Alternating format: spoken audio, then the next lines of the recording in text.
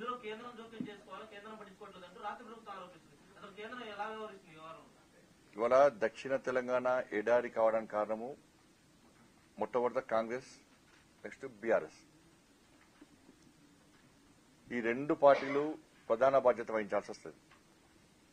కృష్ణా జలాల విషయంలో ఆ ప్రాంతానికి అన్యాయం జరుగుతుందని చెప్పి మొట్టమొదట బహిర్గతం చేసింది Bharatiya Janata party. Apex council సమావేశాన్ని ఏర్పాటు చేయించింది భారతీయ జనతా పార్టీ.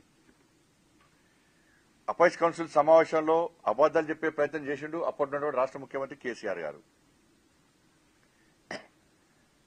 మేము అనేక సందర్భాల్లో అడిగిన ప్రశ్నలకు సమాధానం చెప్పకుండా దాటవేసిండు అప్పటి ముఖ్యమంత్రి కేసీఆర్ గారు. మేము అప్పుడు స్పందించినప్పుడు అన్యాయం జరుగుతుంది, మొత్తం నల్గొండ, రంగారెడ్డి, మహబూబ్నగర్, ఖమ్మం కొంత ప్రాంతం అంతా కూడా ఎడారి గురవుతుంది అని చెప్పి మేము మాట్లాడినప్పుడు అన్ని మూసుకొని కూర్చున్నది కాంగ్రెస్ పార్టీ వాళ్ళు. ఇవాళ తెలంగాణ రాష్ట్రానికి కృష్ణా పరివారక ప్రాంతం ఆ ప్రాంతానికి తెలంగాణ వాటా ఎంత? 299 టీఎంసీలు, 575 టీఎంసీలు మన వాటా.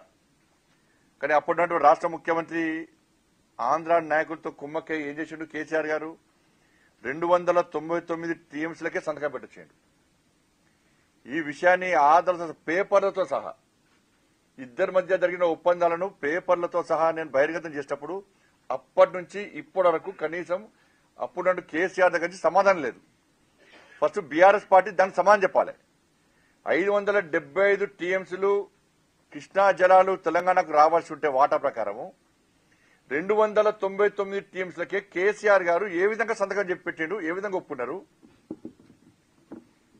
ఇది మోసం చేసినట్టు కాదా? ఎస్ఎల్బీసీ ఇంత ప్రారంభించక పొడిగించడానికి కారకులు ఎవరు?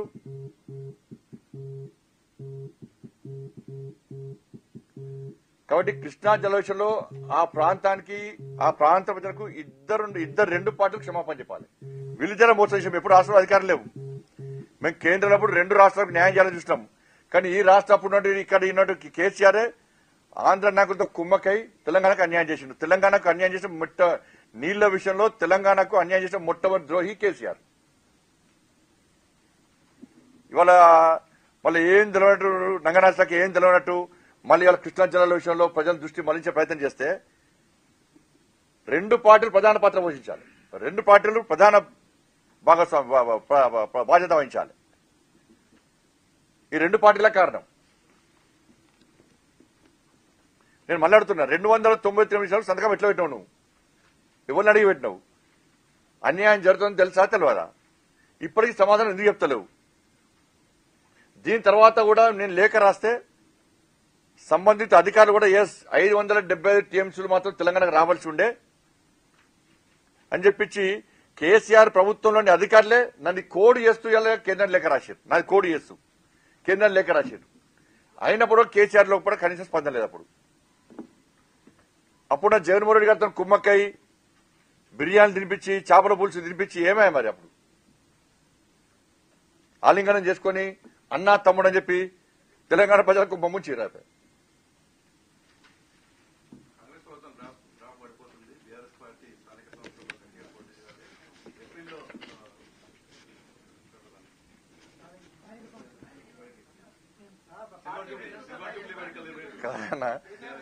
కాదు ఎమ్మెల్సీకి అభ్యర్థులు కారు వేరాలకు, బీఆర్ఎస్ పార్టీలకు ఎమ్మెల్సీకి అభ్యర్థులు లేరు.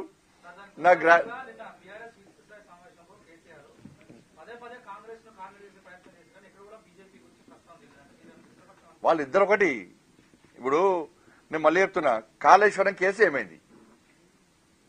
కాళేశ్వరం కేసు ఏమైంది? కేసీఆర్ కుటుంబాన్ని అరెస్ట్ చేస్తాం విజిలెన్స్ రిపోర్ట్ వచ్చింది. ఏమైంది? కేసీఆర్ కుటుంబాన్ని అరెస్ట్ చేస్తారంటే అరెస్ట్ కాలే, Delhi compromise. Next drugs case ఏమైంది? అరెస్ట్ చేస్తామన్నారు. ఏమైంది? Delhi compromise. Phone tapping case ఏమైంది?